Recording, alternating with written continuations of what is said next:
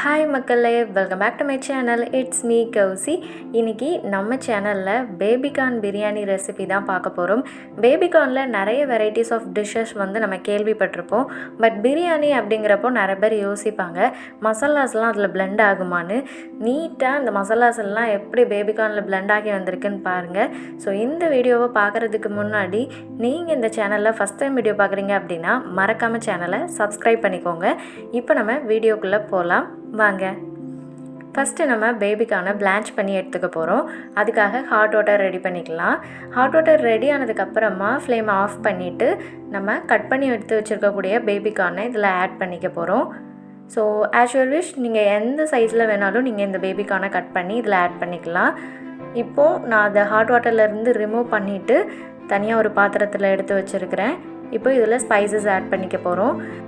3 teaspoon of chilli powder நான் add பண்ணியிருக்கிறேன். நீங்கள் உங்கள் காரத்துக்கு ஏற்ற மாதிரி இதில் சில்லி பவுடர் ஆட் பண்ணிக்கலாம். அதுக்கப்புறமா 1 டீஸ்பூன் கரம் மசாலா ஆட் பண்ணியிருக்கிறேன். 1 டீஸ்பூன் கொரியாண்டர் பவுடர், மல்லித்தூள். அதுக்கப்புறமா 1/4 டீஸ்பூன் அளவுக்கு சீரகத்தூள் இதில் ஆட் பண்ணியிருக்கிறேன். அதுக்கப்புறமா இதுக்கு தேவையான அளவுக்கு உப்பு. ஒரு 1/2 லெமன் எடுத்து இதில் அதோட ஜூஸை ஸ்க்யூஸ் பண்ணி எடுத்துக்கலாம்.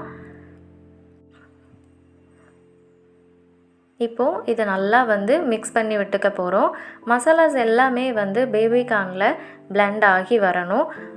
நல்லா கையால் அதை வந்து மிக்ஸ் பண்ணி விட்டுக்கோங்க. ஒரு 10 to 15 மினிட்ஸ் வந்து ரெஸ்ட்டில் வைக்கணும்.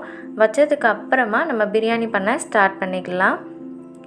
ஆஸ் யூஷுவல் குக்கரில் 2 டீஸ்பூன் அளவுக்கு நெய் ஆட் பண்ணியிருக்கிறேன். நெய் எவ்வளோ சேர்த்தேனோ அதே அளவுக்கு நான் ரீஃபைண்ட் ஆயிலும் ஆட் பண்ணியிருக்கிறேன். ஸோ ஆயில் ஹீட் ஆனதுக்கு அப்புறமா நம்ம ஸ்பைசஸ் ஆட் பண்ணிக்கலாம்.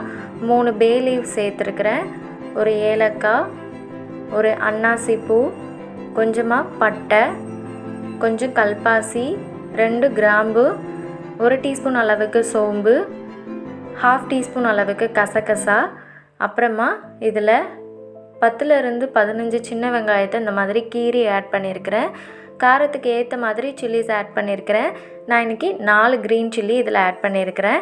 இப்போ நல்லா இந்த ஆனியன் வந்து ஃப்ரை ஆகி வரணும். அது வரைக்கும் நம்ம வெயிட் பண்ணிக்கலாம்.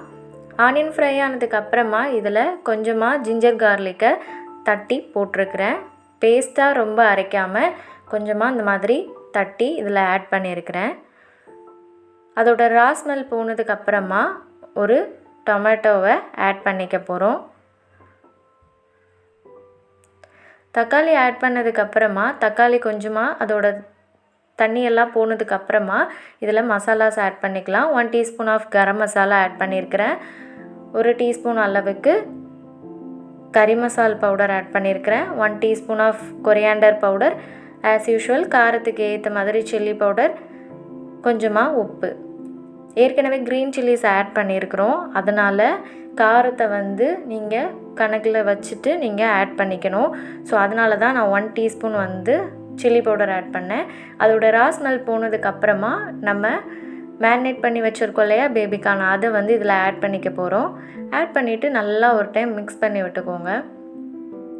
மிக்ஸ் பண்ணிவிட்டு ஒரு 5 மினிட்ஸ் வந்து அதை ரெஸ்ட்டில் வச்சிங்க அப்படின்னா அந்த பேபிக்கான் நல்லா வந்து அந்த மசாலாஸ் எல்லாம் சேர்ந்து குக் ஆகிடும். இப்போ இதில் வந்து கொரியாண்டர் அண்ட் மின்ட் லீவ்ஸை வந்து ஆட் பண்ணிக்கலாம். கொத்தமல்லி புதினாவை ஆட் பண்ணிவிட்டு இதை நல்லா மிக்ஸ் பண்ணி விட்டுக்கோங்க.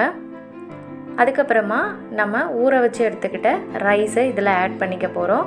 ஆட் பண்ணிவிட்டு இதை ஒரு டைம் மிக்ஸ் பண்ணி விட்டுக்கோங்க.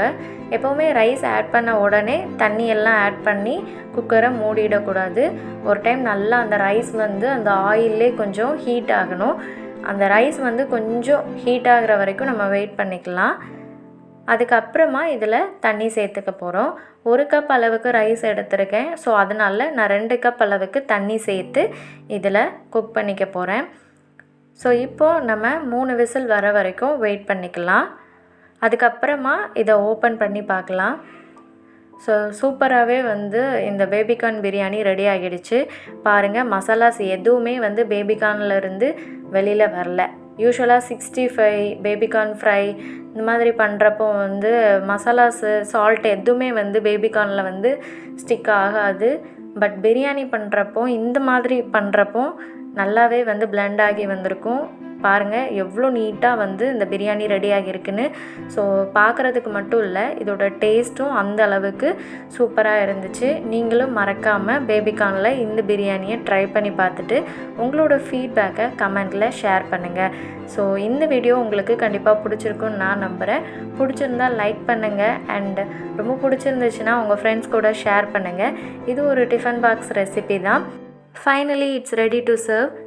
Don't forget to like, comment, share and subscribe to It's Me Cozy channel. Thanks for watching.